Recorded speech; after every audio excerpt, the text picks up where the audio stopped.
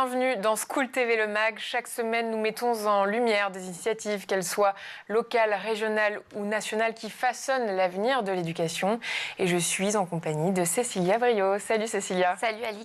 Voici le sommaire. Aujourd'hui, on parle sciences du vivant avec l'école de biologie industrielle, aux côtés de Clémence Bernard, directrice de l'établissement, et de Mélodie Sémin, étudiante. Nous allons découvrir une discipline clé avec de nombreux débouchés.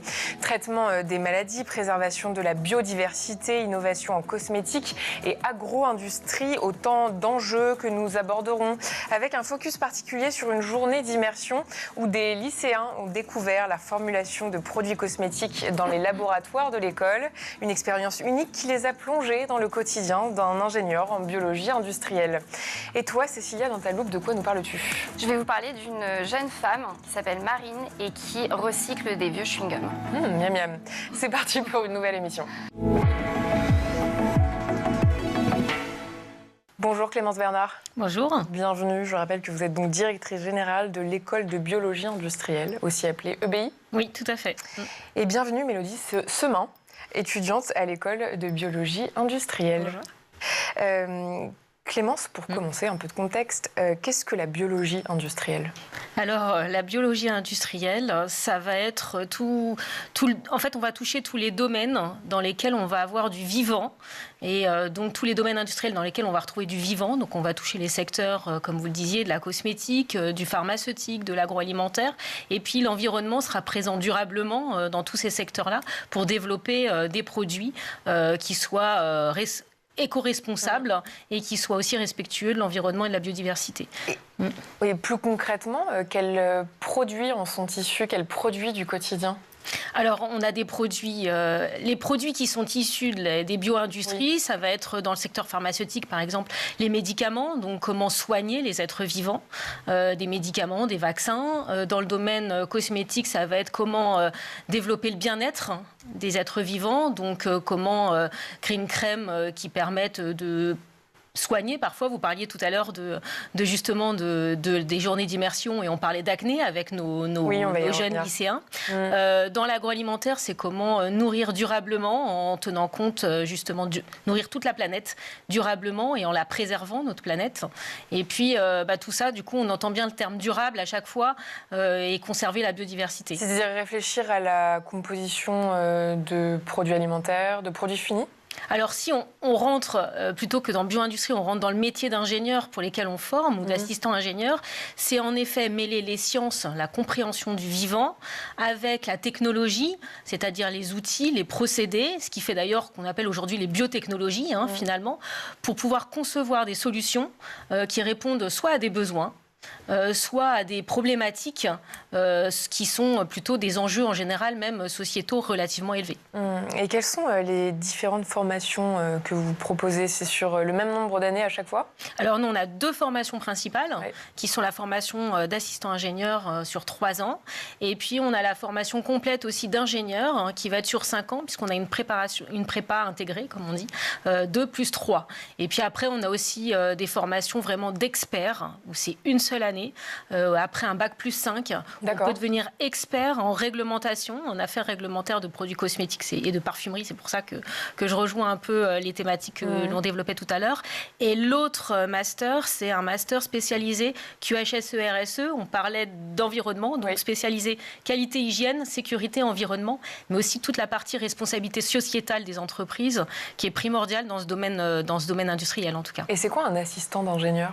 Alors l'assistant ingénieur, il va assister un ingénieur, si je reprends tout simplement la définition. Non, ça va J'avais jamais entendu parler de ce métier. Ça va être un métier qui va être en interface entre les opérateurs, les techniciens qui sont en général sur le terrain. Alors quand je parle de terrain, ils peuvent être sur la chaîne de production, mais ils peuvent être aussi sur le terrain dans les laboratoires. Ils vont faire les expérimentations pour faire de la recherche ou du développement de produits. Et donc il va être le lien entre ces techniciens-là et l'ingénieur qui, lui, va être plutôt gestionnaire, gérer le projet et développer le projet. Donc, c'est un manager intermédiaire qui est beaucoup plus sur le terrain que l'ingénieur qui, en général, est plutôt là pour diriger le projet, valider les orientations, valider les expérimentations. D'accord. Mélodie, vous êtes en 4e année de master. C'est ça. Qu'est-ce qui vous a attiré dans ce domaine ? Alors, au départ, j'ai pas du tout fait ce choix d'études-là. D'accord. J'ai fait à l'issue de mon lycée, donc moi j'ai l'ancien bac S, et j'ai fait une année de médecine de PACES, que je n'ai pas eu, et il a fallu que je me réoriente assez rapidement. Et en fait, j'ai essayé de réfléchir à qu'est-ce qui pouvait me laisser un maximum de portes ouvertes, tout en restant dans le domaine qui m'intéressait. Donc au départ, c'était la santé et la biologie plus largement. Et en fait, du coup, rapidement, j'ai découvert qu'il existait des écoles d'ingénieurs en biologie. Et je me suis intéressée particulièrement à cette école. Et j'ai rapidement Pourquoi fait mon choix. celle-ci ? En fait, j'ai évidemment essayé de chercher un maximum d'écoles dans cette filière-là. Et en fait, ce qui m'intéressait déjà beaucoup, c'est le fait qu'elle ait 30 promos qui sont maintenant déjà diplômés, mais à l'époque, c'était 27. Donc, beaucoup d'alumni. Et du coup, déjà, une grande implantation dans les entreprises, dans différents corps de métier. Donc, c'est assez rassurant, déjà. Et puis, ça veut dire aussi que je pouvais aller chercher, en fait, tous les anciens de l'EBI et voir tout ce qu'ils faisaient. Et du coup, ça me montrait déjà un panel de métiers hyper rassurant. Moi qui ne savais plus trop quoi faire, au moins, je me disais, bon, bah, tout est possible. Et après, c'est aussi le fait que ce soit une petite école, entre gros guillemets, même si on est quand même 150 à 180 par promotion, mais de me dire que c'était quand même une structure qui était plus humaine comparée à ma promotion de 2400 en médecine, où là, je n'étais... qu'une faculté traditionnelle. Voilà, où je n'étais qu'une élève parmi tant d'autres. Là, il y avait aussi on nous vendait quand même une relation entre le corps enseignant et l'administration et l'étudiant que j'ai vraiment retrouvé ici. Et ce qui m'a rassurée... Et ça veut dire plus de suivi au jour le jour ? Beaucoup plus. C'est un peu hybride, en fait, entre l'école et la faculté. Alors, ça reste quand même plus une école parce qu'il y a un vrai accompagnement en fait des étudiants, surtout à l'EBI, c'est une des valeurs fortes, c'est l'accompagnement des élèves. Donc, les élèves ont toujours chaque année un professeur référent à qui il va pouvoir poser ses questions sur ses difficultés d'organisation dans le travail, de choix de stage, de choix d'orientation et d'options, parce qu'on parlera sans doute des options après. Donc, on les guide quand même et puis on les suit aussi dans leurs résultats scolaires. Donc, il y a quand même un suivi plus important. Et c'est pas comme à la faculté, on va pas attendre la fin du semestre pour évaluer les compétences de nos étudiants. Ils vont avoir des contrôles plus réguliers et continus tout le long du semestre pour pouvoir eux-mêmes se juger, s'évaluer et faire les efforts pour valider leur année, quoi. Et Mélodie, vous avez déjà une idée du métier que vous voulez faire ? Alors, un peu plus. Elle a évolué tout au long de mon parcours d'études. Donc, au départ, je privilégiais beaucoup plus quelque chose de pharmaceutique. En sortant de médecine, je m'étais dit que j'allais rester dans la santé. Et puis, en fait, j'ai expérimenté d'autres choses. J'ai fait un stage en biologie marine qui m'a beaucoup plu. D'accord. Du coup, rien à voir.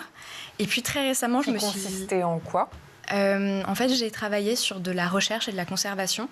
Et c'était un stage à l'étranger. J'étais en Grèce, dans l'Institut Archipelagos. Et j'ai travaillé sur l'élaboration d'un protocole pour observer l'impact des espèces invasives sur des poissons. Et donc, à terme, vous pensez plutôt prendre cette direction ? Et bah, du coup, pas du tout, encore une fois. C'est ça qui est pratique. C'est que, en fait, les stages et les matières et les années font qu'en fait, on évolue constamment. Et du coup, cette année, je me suis prise de passion pour la cosmétique. Et du coup, j'ai envie d'expérimenter dans la cosmétique maintenant et d'essayer et voir si ça me plaît au long terme. C'est-à-dire travailler à la composition, aux formulations des produits cosmétiques. Oui, c'est ça. À quoi ressemble une journée type ? Ça dépend. C'est ça qui est super chouette, c'est que chaque semaine, déjà, notre emploi du temps, il change. Donc, il n'y a pas de redondance. Et en fait, on peut avoir des cours en amphi, on peut avoir des intervenants, on a évidemment des TD, des travaux pratiques, mais on a aussi des TP en laboratoire. Donc en fait, chaque journée se ressemble jamais. Et c'est une grosse amplitude horaire, une grosse charge de travail ? Ça dépend des années et ça dépend des semestres. Objectivement, tout dépend de la manière dont vous vous organisez, mais un petit peu pour certaines matières, d'autres beaucoup moins. Ça dépend. On a des grosses semaines comme des petites semaines. Clémence, quel profil d'élèves sont accueillis ? Alors, les profils d'élèves, c'est beaucoup d'élèves scientifiques, on va dire, qui vont quand même choisir en terminale des spécialités scientifiques. Oui, c'est un prérequis. Voilà, en général, on recommande 2 spécialités scientifiques pour se donner plus de chances de réussite. Mais ça n'empêche pas qu'on accueille également des étudiants qui ont une seule spécialité scientifique et que nous, on les accompagne justement pour se remettre à niveau dans les matières qu'ils n'auraient pas suivies au niveau du lycée. Mais on prend également des bacs technologiques, en fait, parce qu'on aime beaucoup aussi ces profils-là, qui sont des profils qui aiment comprendre en apprenant et en faisant, et qui sont très appliqués, notamment pour tout ce qui est travaux pratiques ou autres. Donc on aime bien la mixité des profils aussi. C'est en général la complémentarité qu'on recherche chez nos étudiants. Donc on prend aussi des bacs technologiques. Et puis après, on peut aussi intégrer le BI après le bac, après avoir fait des études supérieures, après avoir fait 2 à 3 années dans les études supérieures. Donc on recrute directement en cycle ingénieur pour la formation ingénieur, après un BTS, un DUT, après tous ces diplômes-là, ou même après une prépa grandes écoles, en fait. On recrute aussi les CPGE, les prépas grandes écoles. Oui, donc on peut intégrer à différents profils. Voilà, on peut. Et on recrute les PACES, parce que ceux qui ont fait une année de médecine, en tout cas qui ont essayé le concours. Et quand on est issu d'un bac technologique, par exemple, il faut une mise à jour. Alors non, en général, on arrive assez bien. Si on les recrute, c'est qu'ils peuvent y arriver. Évidemment que ça demande par contre d'avoir un bon niveau, déjà à son bac, au moment de son baccalauréat. Mais les jeunes issus de bac technologique, est-ce qu'eux savent qu'ils peuvent avoir accès à des écoles d'ingénieurs ? Alors, je pense pas suffisamment, mais en tout cas on essaye de diffuser cette information, de les attirer, de se faire connaître. Donc on a des partenariats avec des lycées technologiques pour justement se faire connaître et aller dans leur forum lycée pour montrer qu'il y a ces voies-là qui sont possibles. Mais ça demanderait d'être un peu plus connu encore. Oui. Et dans votre filière, la place de l'innovation est encore plus centrale que dans une autre filière d'ingénierie ? Je pense qu'elle est vraiment centrale, et à l'EBI, c'est une ambition forte que l'innovation. Notre ambition, c'est vraiment d'ouvrir la curiosité et la créativité de nos étudiants pour justement permettre d'innover. Je pense que c'est ces deux clés, curiosité, créativité, qui permettent l'innovation. On est vraiment, au niveau des bio-industries et des biotechnologies, dans une ère où on a besoin d'innover rapidement, et de répondre à des problèmes qui sont de plus en plus présents. Et puis, il y a aussi un besoin de plus en plus de la société d'avoir des produits davantage personnalisés, que ça soit pour son bien-être, mais ça soit aussi pour se soigner. Donc, on est vraiment dans une ère où le développement, l'innovation est important. Sans compter l'exigence des consommateurs qui va être crescendo. On en reparlera, c'est sûr. Oui, Mélodie, est-ce que l'intelligence artificielle, elle a une place importante au sein de votre école ? Justement, vous parlez d'innovation. Est-ce que vous l'utilisez au quotidien dans les... Alors le numérique, le numérique et l'intelligence artificielle touchent tous les domaines en fait. Dès qu'il y a de l'innovation, il y a ça. Alors en effet, nous on développe beaucoup l'axe numérique à travers la bioinformatique pour pouvoir analyser des milliers de data en fait très rapidement et pour pouvoir aussi développer et innover plus rapidement. C'est-à-dire qu'on est capable avec le numérique de tester virtuellement, on va dire, soit des essais de production, soit tester l'interaction d'une molécule avec une cellule. Quand je dis une molécule avec une cellule, ce serait une molécule thérapeutique avec une cellule du corps humain, comment est-ce qu'elle va interagir et modéliser ces interactions-là et voir si ça pourrait fonctionner avant de passer en essai réel. Donc ça permet de réduire les essais réels, d'aller sur les bons essais du premier coup, on va dire, et donc c'est un formidable accélérateur d'innovation, bien sûr. Et pour vous, Mélodie, la dimension innovation, c'est fondamental ? Alors oui, en fait, ça s'est présenté tout au long du parcours. Et encore très récemment, au premier semestre, en fait, on a découvert le marketing. Et on avait eu l'opportunité de participer, et même l'obligation, à un projet qui s'appelle le Challenge Concept Entrepreneuriat, avec un thème imposé, un groupe imposé. Et on nous a demandé d'innover et après de pitcher cette innovation à un jury compétent, évidemment, dans le domaine d'activité. Et on a dû partir de zéro et essayer de trouver une idée. Et qu'est-ce que vous avez fait ? Alors nous, c'était sur la santé animale.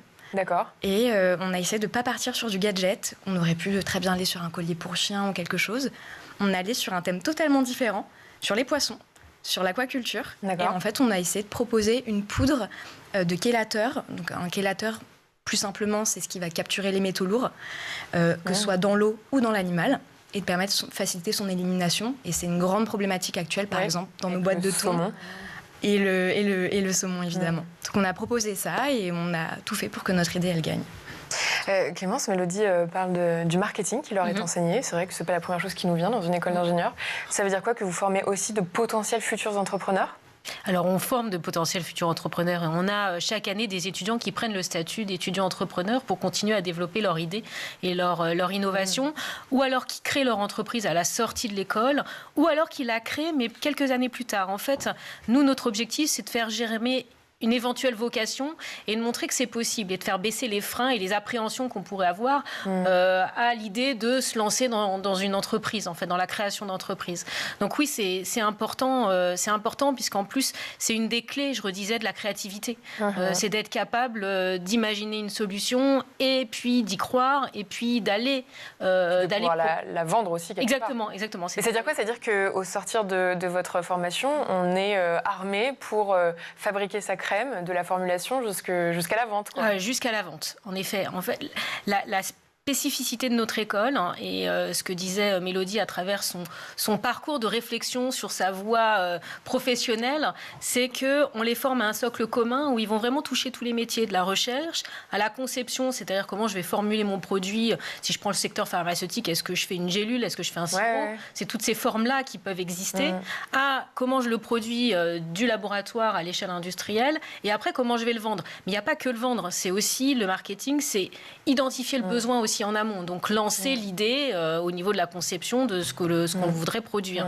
Donc ils sont formés à tous ces métiers-là, dans le sens où ils sont capables d'interagir avec tous ces métiers-là. En entreprise, être capable de parler avec l'équipe marketing, être capable de parler avec l'équipe procédé et comprendre leurs difficultés et leurs besoins. Et donc être un vrai pivot. Et après, bien sûr qu'à travers les majeurs, comme le disait Mélodie tout à l'heure, ils vont se spécialiser dans un des métiers, mais ils vont être capables d'être polyvalents. Cécilia ? Oui, vous parliez de marketing tout de suite, mais dans la tête du consommateur, parfois, il y a des différences entre naturel, bio. Comment on fait pour s'en sortir? Quel est le message que les scientifiques, les ingénieurs, ils peuvent faire passer justement pour faciliter ce message et du coup l'achat de produits en gros entre le naturel et le bio. Alors le bio est censé être du naturel et après la frontière est toujours assez mince entre le bio et on va dire plutôt ce qui est chimique et ce qui est biologique. Mais bien souvent il y a une confusion entre ce qui est chimique parce que c'est une molécule et il y a beaucoup de controverses autour de tout ça. Donc la frontière est relativement mince. C'est-à-dire que le chimique n'est pas forcément néfaste. Le chimique n'est pas forcément néfaste. Et si je reviens tout simplement, une cellule humaine, le biologique, c'est fait à partir d'atomes, et donc ce sont des molécules également issues, on les représente sous la forme de molécules chimiques aussi. Donc la frontière est toujours un peu mince. Ce que j'ai envie de dire, c'est plutôt l'ingrédient, va-t-il vraiment préserver, par exemple pour une crème cosmétique, préserver l'intégrité de la peau, ou est-ce qu'il y a un risque sur la santé du corps humain en utilisant cette molécule? C'est plutôt l'effet de la molécule, qu'elle soit biologique ou chimique, quel est l'effet de la molécule et est-ce qu'on a assez de recul sur l'effet de cette molécule, sur le corps humain ou même sur la biodiversité ou sur l'environnement. D'où l'enseignement aussi de la réglementation et de la qualité dans notre cursus pour essayer de nous faire comprendre déjà les besoins et les enjeux actuels. Donc on est vraiment sur l'actualité, ce qui se passe maintenant au présent en France, en Europe et à l'étranger, et essayer de nous faire comprendre aussi les différents corps de métier avec lesquels on va travailler, parce qu'on ne sera pas forcément expert en réglementation, mais il faut qu'on comprenne vers où on va et qu'est-ce qu'on va formuler ou créer à l'avenir. Et vous, Mélodie, vous le sentez au sein de votre promotion, typiquement vous m'avez dit que vous vous intéressez à la composition, la formulation des cosmétiques, vous sentez au sein de la promotion qu'il y a un réel intérêt, les élèves font attention à l'éthique de la composition des produits? Beaucoup plus, parce que ce soit maintenant dans notre formation ingénieur, mais déjà au lycée, en fait, on commence de plus en plus à avoir des programmes centrés sur l'environnement, sa préservation. Et du coup, on a déjà cette connaissance qui est ancrée en nous et qui nous intéresse. Et on sait que maintenant, ce qui va nous différencier, c'est plutôt la composition de nos produits, si elle est simple, les compositions simples, les compositions naturelles, comment on va le marketer, nos cibles, comment on va pouvoir les affiner. En fait, on comprend de mieux en mieux en fait, ce qui nous entoure, le besoin des consommateurs, mais aussi vers où est-ce qu'on veut aller. Et on arrive à garder nos valeurs et de les insérer dans nos corps de métier, ce qui était peut-être un peu plus difficile auparavant. Et lancer votre propre marque au sortir de l'école, c'est une idée? C'est une idée, j'aimerais beaucoup, ce serait un grand privilège et une grande fierté. Après, est-ce que j'ai peut-être envie de commencer à gagner de l'expérience au sein d'entreprises? Peut-être, je ne sais pas du tout. Très bien. On verra bien. Clémence, au mois de février, vous avez organisé une journée découverte de l'école. C'était quoi l'objectif? Vous manquiez d'effectifs, d'élèves? Alors c'est pas l'objectif n'est pas un manque d'effectifs d'élèves, c'est plutôt ouvrir aux lycéens des perspectives de métier quand on aime la biologie. Parce que au lycée, on connaît la biologie à travers la SVT, les sciences et vie de la Terre. Alors il y a une grande part du programme tournée autour de la Terre et de la géologie, oui.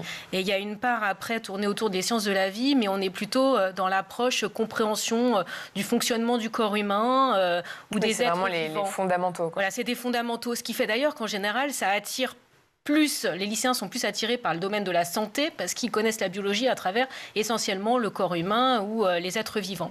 Et donc, c'est leur montrer que la biologie, ce n'est pas que ça. Oui. Ça peut aussi être une approche par le produit, c'est-à-dire nourrir, soigner, etc. Et souvent aussi, ils n'ont pas forcément une image de ce que c'est que l'industrie. Je pense qu'en général, on sait davantage ce que c'est que l'industrie quand on a un environnement familial qui nous y intéresse. Mais quand on n'a pas de parents ou de tantes ou d'oncles qui travaillent dans l'industrie, on se fait aussi une image assez pas toujours très rose, oui, bien sûr, on va dire de ce milieu-là. Donc on n'a pas d'attirance naturelle. C'est le mot qui fait peur. Voilà.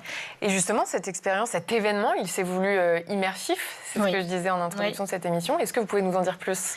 Il s'est voulu immersif, donc en effet, les lycéens sont venus dans notre école et même au sein même de nos laboratoires de recherche, parce que le BI est une école, mais a également son laboratoire de recherche avec tous ses enseignants-chercheurs.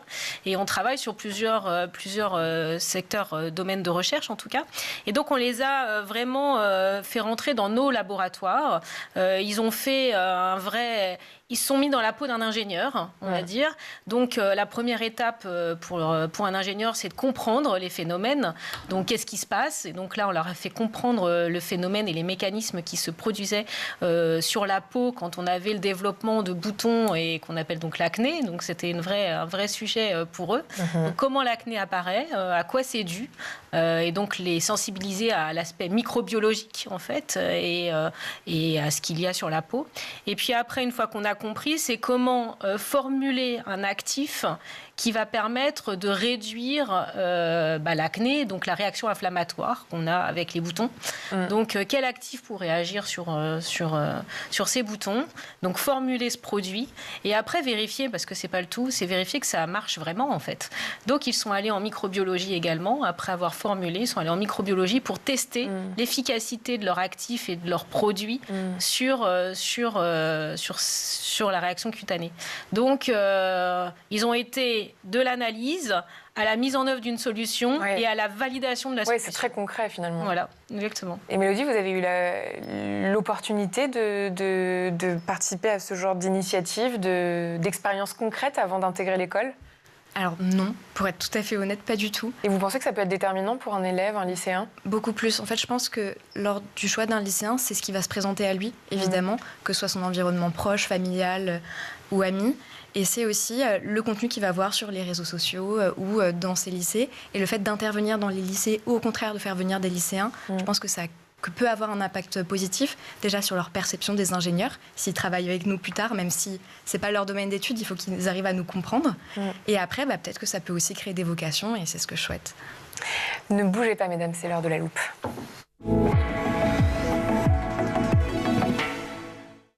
Et Cécilia, tu nous parles d'une jeune femme qui s'est lancée un défi, celui de recycler des chewing-gums. Oui, alors cette idée, Alix, elle peut paraître très étrange et pourtant elle est formidable. À l'époque, Marine Guilbault est étudiante en double cursus biologie marine et ingénierie environnementale.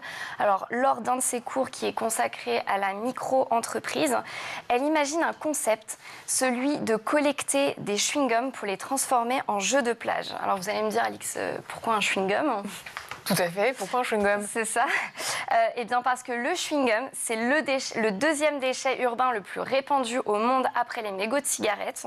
Parce que les Français sont les deuxièmes plus gros consommateurs de chewing-gum au monde derrière les États-Unis. Et parce qu'il met 25 ans à se dégrader dans les océans, c'est un dérivé du pétrole. Alors face à ce constat, Marine finit par lancer son entreprise en 2023 qui s'appelle Créagum. On l'écoute.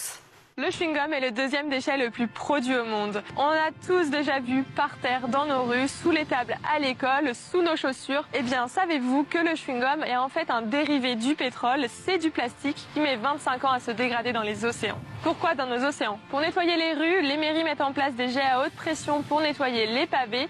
Les chewing-gums se retrouvent dans nos plaques d'égout et finissent dans nos océans. Face à ce constat, j'ai décidé de trouver une solution innovante d'économie circulaire. Grâce à mes partenaires, nous avons travaillé durant 3 années sur la recherche et le développement pour un process industriel bon pour l'environnement qui recycle le chewing-gum et le revalorise en jeu de plage éco-responsable. Après avoir mis en place ce process innovant, sensibilisé dans les entreprises et dans les écoles à la préservation de nos océans, mis en place des points de collecte, eh bien aujourd'hui j'ai besoin de vous pour franchir la dernière étape, fabriquer les tortues de plage Creagum. Pour finaliser ce projet, j'ai besoin de collecter les fonds nécessaires pour fabriquer un moule industriel qui permettra de produire la première série de tortues de plage Creagum.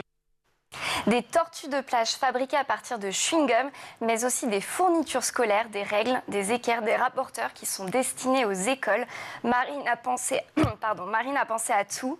Elle propose aux établissements de collecter leurs chewing-gum usagés grâce à des collecteurs.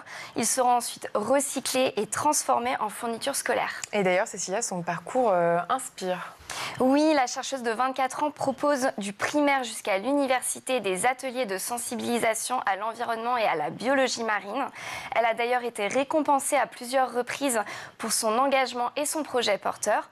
En 2024, elle a été finaliste du Next Startup Challenge. Je vais y arriver. Des défis, là. Voilà, ce qui lui a permis d'être exposante au salon Vivatech et de présenter son entreprise. C'est une belle réussite puisque son projet se concrétise. D'ici quelques jours, les entreprises pourront acheter ses produits. Quant aux jeux de plage, ils seront accessibles au grand public d'ici quelques semaines. Merci beaucoup, Cécilia. Clémence, j'aimerais qu'on aborde, même si on se rapproche de la fin, la question importante de la place des femmes dans les sciences. Le nombre de filles dans les formations scientifiques baisse. Selon une enquête du cabinet Global Contact, la proportion de femmes diplômées dans les sciences, technologies, ingénierie et mathématiques a baissé de 6% entre 2013 et 2020. À l'école polytechnique, la gente féminine ne représente plus que 16% des admis, contre 21% en 2023. C'est un article du Monde qui le relatait en janvier dernier. Vous, à l'EBI, vous n'observez pas ce même phénomène? On n'observe pas ce phénomène-là parce qu'on touche le domaine de la biologie et on disait tout à l'heure, biologie associée à la santé. Et donc, on a au contraire entre 70 et 80% de filles dans nos filières de formation d'ingénieurs en sciences. Pardon, c'est cette idée selon laquelle les filles vont naturellement vers le care? Vont naturellement vers le care, nourrir, soigner. Je crois que voilà, c'est quelque chose qui est dans nos gènes finalement. Et donc ce n'est pas un cliché. Ce n'est pas un cliché. Par contre, ce qu'on pourrait penser, c'est que comme on touche à l'industrie et à l'entreprise, on les retrouve pas forcément parce que il y a une image plus masculine de l'entreprise et de l'industrie, on va dire. Et pour autant, non, elles viennent. Et nous, notre enjeu, pendant les 3 à 5 années, en fait, c'est d'attirer les garçons, mais quand on a attiré des filles, c'est aussi de faire que nos filles soient ingénieures dans l'industrie et qu'elles ne bifurquent pas et qu'elles ne baissent pas les bras, qu'elles aillent en industrie et leur donner confiance et leur montrer qu'elles peuvent faire des carrières qu'on catégorise bien souvent plutôt de masculin dans le procédé, la production, mais elles font de magnifiques carrières même dans ces métiers-là. Donc nous, notre ambition et notre challenge, c'est de les attirer, de continuer à les attirer, qu'elles ne baissent pas les bras, qu'elles continuent à faire des sciences, qu'elles continuent à faire des maths, parce qu'on en a aussi besoin de ces sciences-là pour faire de la biologie, mais c'est qu'aussi après, elles fassent carrière dans l'industrie. Bien sûr. Et donc leur donner confiance dans ces métiers-là. Et le message est passé. Mélodie, c'est déjà la fin, mais j'aimerais quand même vous poser la question, est-ce que vous avez ressenti des stéréotypes ou des réticences au moment de choisir ce parcours? Pas forcément. En fait, j'ai la chance d'avoir une figure assez forte dans ma famille qui est ma mère. D'accord. Et qui, du coup, a beaucoup entrepris et qui m'a toujours enjoint en fait, à faire ce que j'avais envie de faire. Donc, je me suis jamais limitée dans mon choix d'études parce que je pense que j'ai eu la chance d'avoir un bon modèle. Je sais que c'est pas toujours le cas. Oui, c'est ça. Donc, je pense que de l'entourage. Faut juste se lancer. Faut pas avoir peur en fait du regard des autres. Et après, c'est qu'un choix d'études. Toute notre carrière, en fait, elle va pas dépendre que de ça. Je sais que je vais continuer à évoluer. Je vais pas forcément faire ce que j'avais prévu de faire, comme quoi médecine, biologie marine et cosmétique. Peut-être qu'à la fin, pas du tout. Ce sera pas ça et ce sera l'agroalimentaire. On verra bien. Mais au moins, je serai fière de ce que j'ai fait. Je serai à l'aise. Ce sera le mot de la fin. Merci beaucoup. Merci Clémence Bernard, directrice générale de l'école de biologie industrielle. Merci Mélodie Semin, étudiante à l'école de biologie industrielle. Et merci à toi Cécilia. Merci Alix. À demain pour une nouvelle émission.